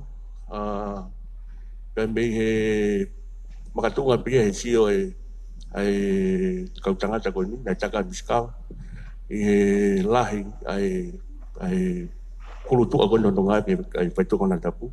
Panai whai rewa nau tuua ke mwe nau loto koe o Whafonua ke taki ai polokalama awareness ke he ngahi kolo. Whakufua ke fui awareness e ne te au tupu ko lawa no whakako. Patset ke ai, ke ngā mui pāngai tah. Kau e koe ne keke matunga ni ha fai nga paang pa ko ke nga we timia ko ni ha paang ta na nga we pe ko tupe ko o fa fonua o pe ko ki me ko fe ba ha ta ke to ko ke ta u ya ko pia tu pia ma u nga pito ya ko Faito'o e polo kalama ko ni ko ya ko pe to o to ko tu ko sabe na fa ko Illicit ke to Tupou to ngan ko lifestyle pe se te ba to na na pe mai ai ve fe ko ni ke to Tupou to ngan to te nga ya ko hai ke fai ngo fuata ke ta no ke ai When I present about na nau pe mai ko nau fa ki mui au pita tamai fika ni mai pa ma fe hu to e ke pe fu I fe hu ka ma fu le fe hu e fe fe tan ko fe ngata ai o hai ke fai ngo fu ia ke ta no ke ai present wa to na nau pe mai ko present lai ta pe I kai ta no ka ta ko talk to nobody present wa ta ko fa a ko ko keps ko ai ko watol ya mo baltol ko presente di mano ai ko taunga gon fai ke fusi watol ke tengo no fai ngata ai ke na lava le ko tu ko palo pare ma ta tu pu ta ti mi ko kai ke lava le na kum fai ngata ke na kum hata na fala la ke na lava ta no ke na ngai palo pare ma ko tempo na ure kai ba ku kai ke Taufa'ahau tau to solowa I fu ma to tau nga le tolo o ave ke ngai ke kai hala ke na fai no solowa ko tu ko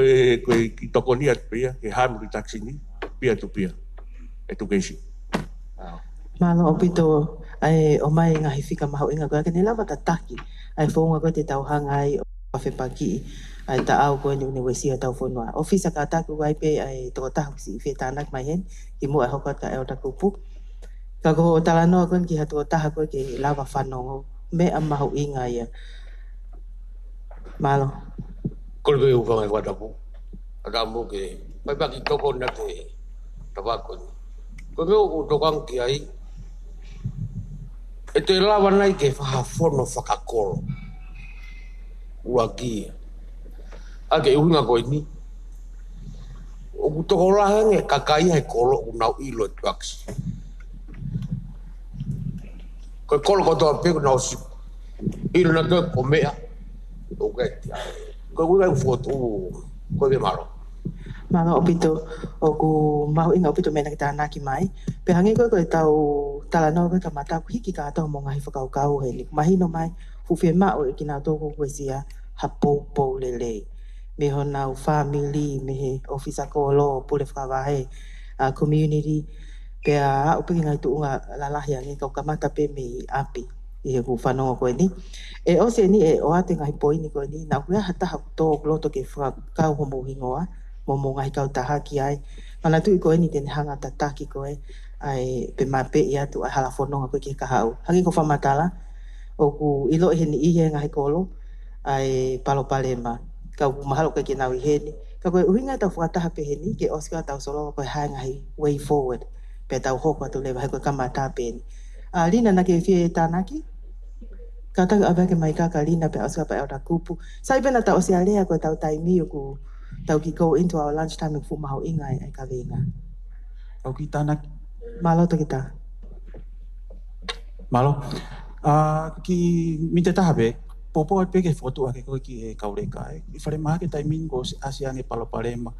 Ke wesia ko ata mai me whakau kau si e tau tanima ko si asiange ko mahino pe ko mau ngai fre ma ke Faito'o ni ho sai ko hango lau ko ni nai whakafo ke tu pe ke ngai api ai community o ke iai pe drugs ai la hitaha ni ko wesia ko drugs o to readmit yang beka mauto ko hinga pe na fo ke pena to ke Faito'o o ku no fo mai pe e te volo o ku ai mental health act ko mauto o ku ai me community treatment ota o sko no Faito'o pe o ku ai mo foi ota ya fra mau ke treat na to community ko tu o ku ta lao ke ta mini o te ke ya o ke to ma ko ave ke prisone pe os mo ya o ga community treatment ota after o ngai akila hi malo I muri ngai ta mini a o nga pita os no fai ko na tautea pe ave na to ke feito o ku ke I malu pe lao taimi ni o koutou pe o kia e ngahi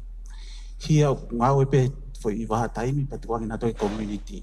Foi taimi ko ni o koe ke fupau I pe haka mea whai kanau tolu.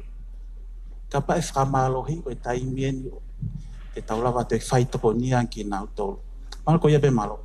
Malo o pito toke ta e hu mau inga ho o whamatala pele ngesi taimi ko tuku mai ki nau toki tua. Ka pau ko kamata ke liliu e nau whakau o whefoki o hoko ko hatoko taha aonga pea me mi palele society. Ko inga ko te nau whoka nau toku ke support system ni ai. Ai u whemau ke mo o mai ai ngahi ngau o tataha whakahoko ho mo ngahi kau taha. Pa tau si o ko hai fo I action point ke tau whuatu watu ke kau he tau outcome document. Lolo tonga e kai hoa tā te mo te wakai mai ki he tau ki papa koe ni. Pe awe ke tau skalai pe to make sure that those are considered. Malo lina.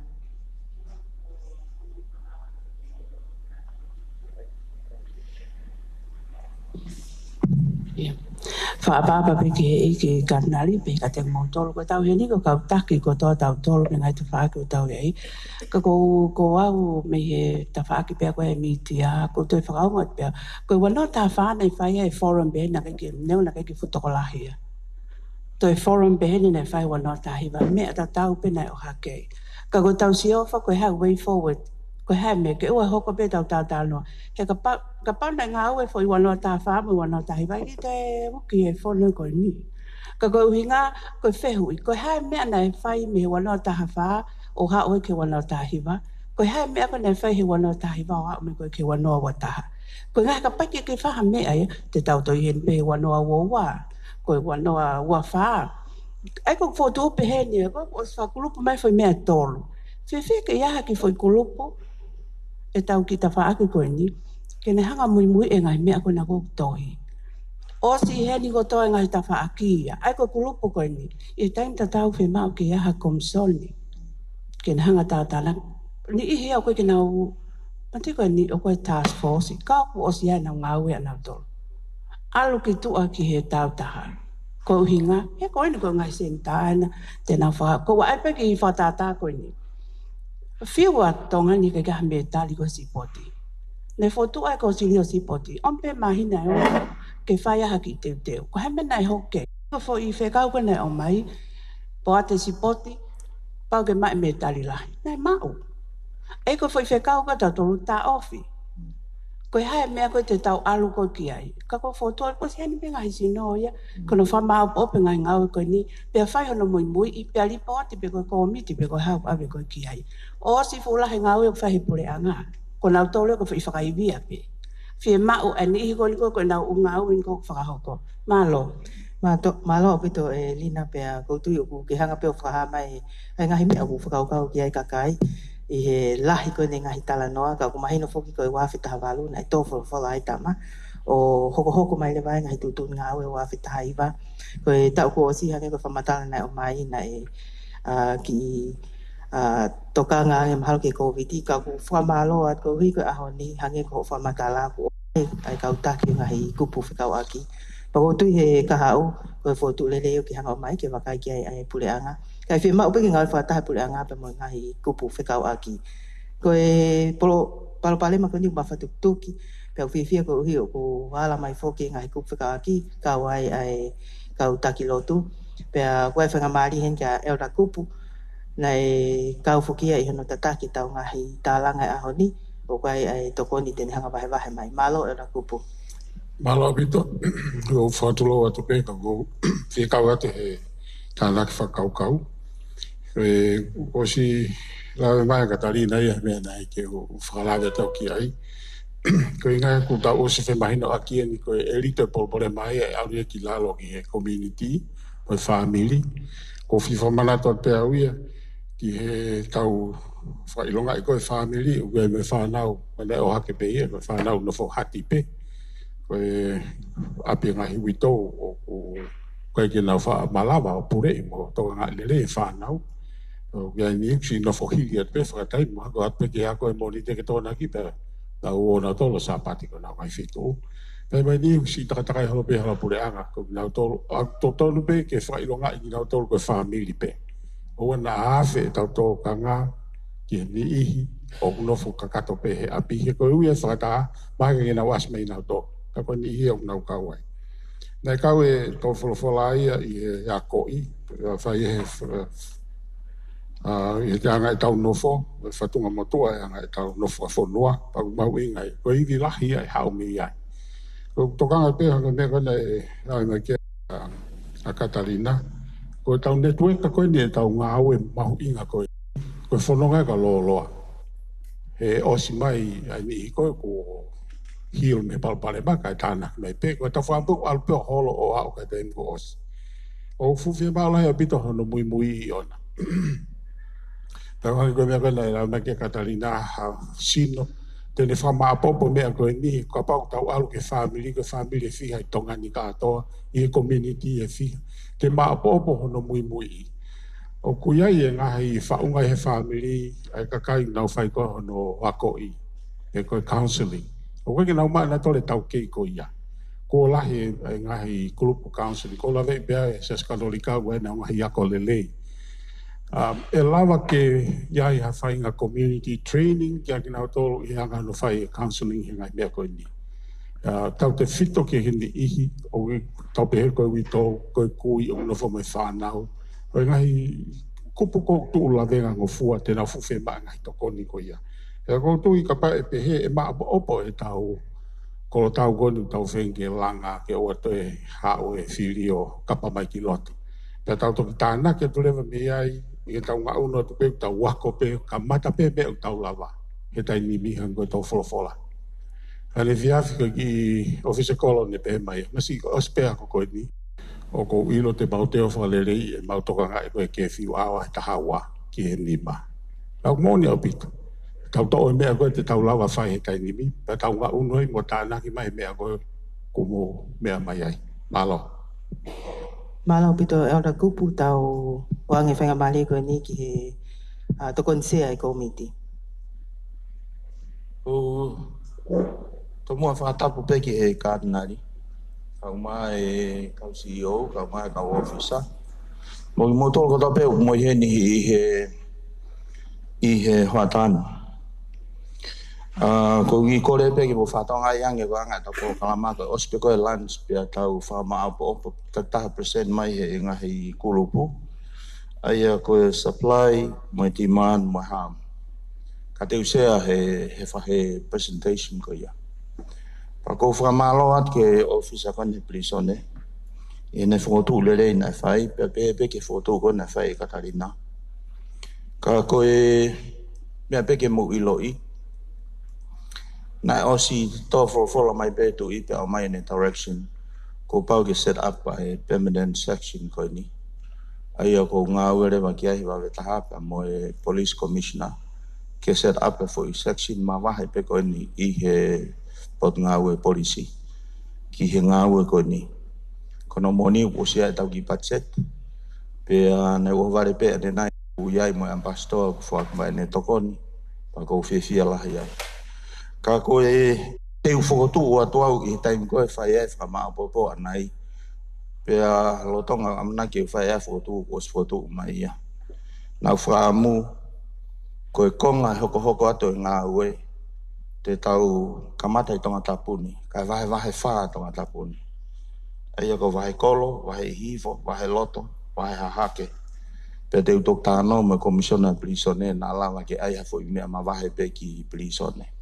Ki nau tolu ko ia oku nau i he ap ko ia. Ke whai ki ai mei mea tatau pe ka te mau focus i he ngahi issue mo ngahi challenges oku ohake i he ahoni. Pea e kau ki ai mo eua, kau ki ai mo haapai, kau ki ai mo wawau, kau ki ai pea mo niwa fo'o, pea kau ki ai mo niwa toptapu. Ko mea koe te whai, te honga to e toko ua, tuke he me mau komiti ngā ue. E to e toko ua, me he tawhaakoia supply reduction, tawhaakoia demand, tawhaakoia harm, ke nā kau i he mission koe te mau whahoko. Kono moni wea e ki budget, flawa whai ake ngā ue. Nai mona Katarina. Nai whai forum he wanoa ta whama, wanoa ta heiva, ka nā te kia budget. ko tai nimi wai ki panga ngā ue, whai ake ngā ue. Ko ki mea me tā ko ki koreat ki ai, ke mō kātaki pe. Ko ku whaamu ke osi e CV, a ngahi ako. He ku kau e ka whai ako he toko nlahi wharuria. Ai e mahala e toko osi e CV, he katak pe CEO, mana toko osi ke uke tolo Novema. Uke wha aso Novema. Ai e ko osi e CV.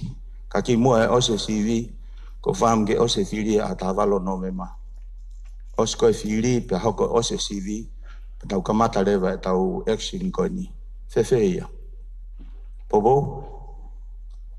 Ke kia tae popo? Malo. Malo. Malo pito ke sekretari pule mo sekretari kabineti i he mahino mai o ngā unu pe ngā holo e ngā ue wawe au pito. Pea koe nau te ai ngahi toko ni whapaanga. Hangi koe koe whamatala koe ni ai DPP, James Lutui ane a whikoe kau palo pale ma pe ni a ki nau toko nei whoki mai koe mi muri. Oku nane pehe whoki o toko lahen pe kakai to ngā tupu i to ngani. Oku nau whaka hoko ai palo pale ma koe ni. Iene pehe koe ko ha mea peha kulupu e taha. Koe whamatala koe nei eora kupu. Oku ne o mai visone lele i koe kolo tau e ni pai hanga i whiri o kapa ni tau Umoumataha. Koe taha kotoa he ni o nau whie toko ni ki nau tolu. Koe hoko atuia ko whee konga te ki toko ni ai koe hae whonga. Toko tui koe stepu hoko ia. Oku loto peke whamalo ia i ki mou tolu mo i he ni koe uhi lahi ngahi whatongia ke kau mō maho inga ia he ka meinga koe ni. Pea e lawa pe tau hoko tau toli hangi koe tānoa e tō taha koe army. Pe koe kau champions te mohanga o tuwhakia te ngahi whonga lelei koe ki hoko atu hono holoki koe ni ai ngahi wesia. O gai ni iu nau kau mai he polo kalamami tō pule anga. O si whahoko mai nau whitoko ni koe ngahi kau taha. Hangi koe ne whamatala chief sec. Nau tu mateu teu ka kau tau tō te tauhanga o mape i whalelei atu ai halafononga. Whamalo ke NPI nau toko ni o live stream ni. Kai kōlengi he ni ki he eki kātinari. Kene kātā ki mua o whakakato. Ai tau ki wahe koe ni he hoa tāni. Ko lawe e atu ku mau mahalo e ilo hoa tā ia. Kau maho inga ia ngi kakai he whare ni. I he ngā ue i koe ni ka winga nai tuku mai. Cardinal malo mo ai tataki lelei. Kōle atu ke whakaosi mai pe tau. Kuai pe te tāna ke chief sec. Katako ki kore atu pe ke tau pe mo e taimi.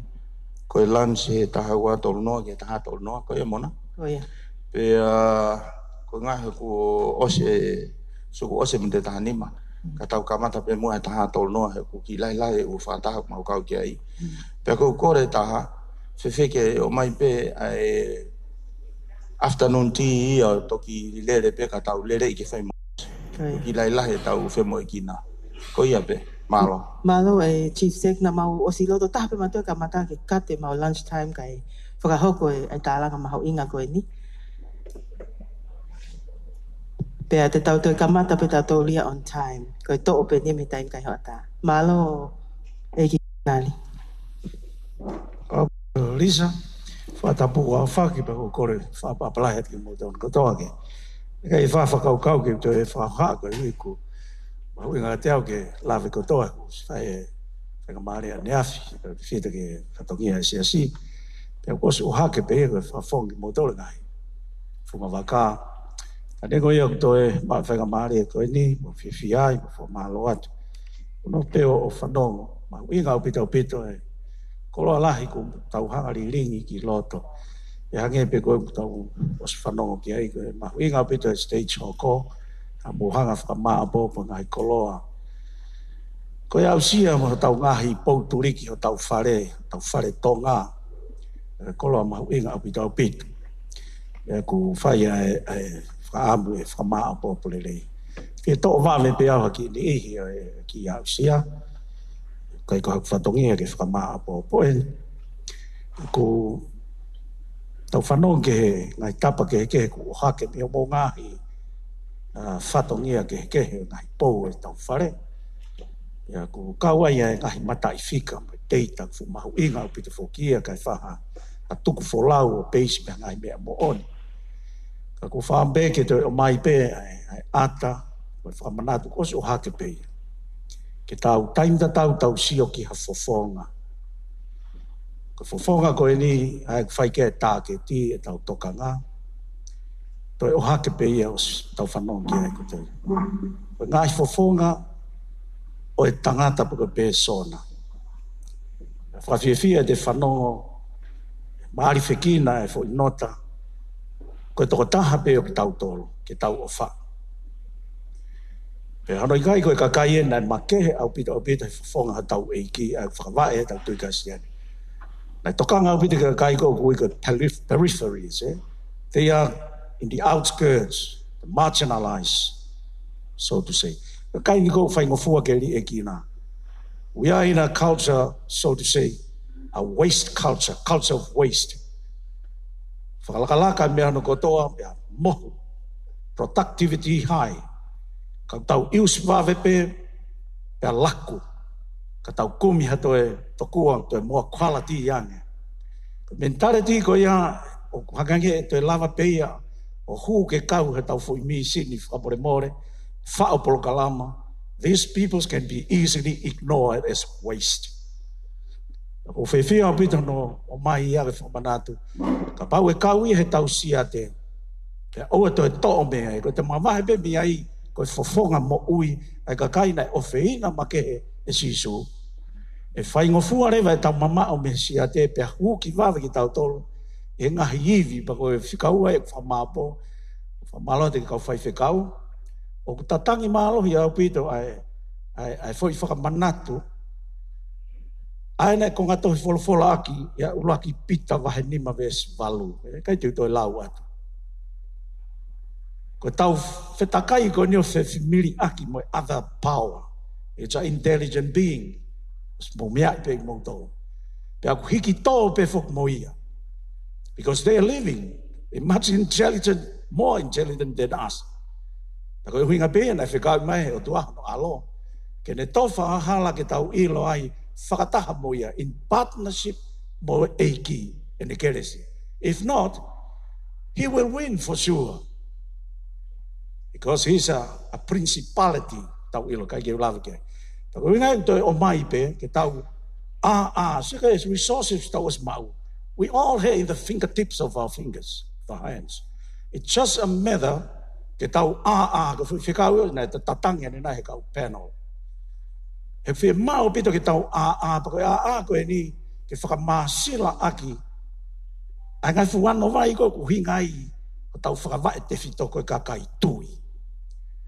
Pea ngai ke ku lawe ane awhi kai ki toi lawe ki ai. O toi whi mau pe ia ke whakamāsila i tau wofi ke toko taha koe ha ana misiona. Daily, he ko toko. The second point go mai, the little things count. The time that our self-defeat, but our little things. We may look to the dramatic, more thrilling, and more essential, perhaps, facilities or things like that. It's always the tact of the devil. Sorry, Tano devil. Can they look in other ways, little, I got it now easily ignore. The little respective words we use within your company or within in the mga pot ngawe. He ko sia ko ne tekti ata. Ko fala tong lahi pe. Fa masila tau lotu, ko tau fa vai vai ka tau fa toka ngai.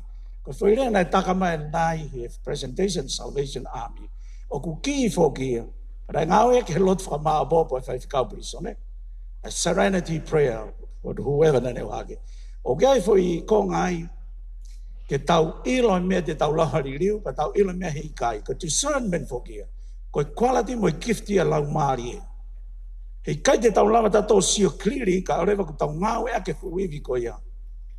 E toki e maui hei ko te ofi ki he ofa. Ka tau tupulaki ai e maasira rema tau sio. Otherwise, we cannot. He koe whiri a poto kene whakakui tau tolo papai warea. He ki little things whakaaho. You may easily hurt someone is hoki rea peko judgmental, peko suspicious. Ko korea, we all weak and we all share in debt. Kai ke ha na mo au, kore whakaho eiki, to ma dea with judgmental, to ma dea with pride, and so forth. Ko mea tau e whiri whakamore more whakaloloa. O si heni pe resource ia Tonga. Fo rea koe, loto to, na tau to han malai ke kau, hiki fu mai, tatangi at me kau taklotu. Ko courage ko virtue to hiki moia. Ka tepu hiki ofa. Ai ko mai be fa more. Ko fa si opito. Ko fa no si mahuinga ko pe on ko to ta mai. Ko kau iki kau taha ko si pe ki manga ko Caritas. Ta tau pe mo other NGO. Pa ko ai principles o ma tu nga mai hono campus pono tataki ai. Ai u va ngau e hesiasi. Ko temptation for ka mautolo ka pau ya kupu pe he ke fralele fra NGO per se. Fa tokama pe ti tapo. Ne umanga ko ya. Lele, but also to be inspired and led by the principles or the ethics of the scripture of the Bible. Ako may bigi principle ko ya. Wanga there was famoni, there was ya motor area there ko kagata motor. Ko subsidiarity. Subsidiarity kono whakaaonga koe u tokoni peko u mea mea. Ui tokoni ai siasi peko u organizations. Kono hao koe ki he more effective koe in the long run, it has to go through ki he level koe i lalo tau koe grassroots. E koe whakamoni ia, koe grassroots ena tau whanongi ai, te face hanga tonu mo nau tolu, mohe mo ki nau tolu, mea whai he salvation ni, umanga au e whoun ko whanongi ai. Amalo pita latu. They are the level they faced up hanga tonu. O kakai ko ne mamata hanga tonu kia e ki pa langa hono fatu e ofa. O ma mea inspiration ko te ke tau asiri la laka he ofa. E ka pau e kai whaha ofa ia misi ni pe mo mea ngawe. They are just means. Ko it's a means and end it itself ko ofa. Amore more whakaloloa. Ka subsidiarity ko mai pe he te tau la pe tato work through.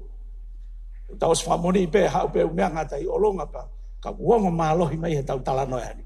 Tai taha whakahoko le rei ke le rei taha. Education, koe hae tau osu tau maa kotoa pe e tau tolu heni. Pe koe ki whakaloloa pe. Wai kake o te whai ki lotu pe ku. Pe hoko atu pe. Nau pe hana pe mai ke. Ka koe ki whakaloto lahi pe. We got it all. It's just a matter how to put things together. Pump a little bit of love. E fo hiwa na alo taim ko mahara taimolo. Love is in the air. We need to feel the love in the air. Ka tau ngō lewa tau mālohi, hiki a tau passion, we can do it. Te tau lava. Malo. Malo. Ka tinali koe pika taime e te mau fiu he whanongo ki he ngaitataki a he wheitu una pia hange ko whehu i pe ia taime ke lotu. Ia i maupetai me ke lotu ko kole atu ka pai hawhainga maari e ku maho inga upito ia. Mahalo ka tinari.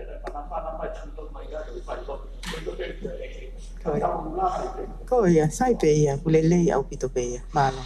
Tua mafi koe moni ia, tai whetu kua, ke lotu whai maupe. Ek maosi o ngoi po lau maari e ku taka ofi pe. Whakawheta ia atu, koe ne kau whiwhine kau tangata na ke mea ngā aue aki. Tūwhai ngai tare ni make, whakolo atu sena mo ui.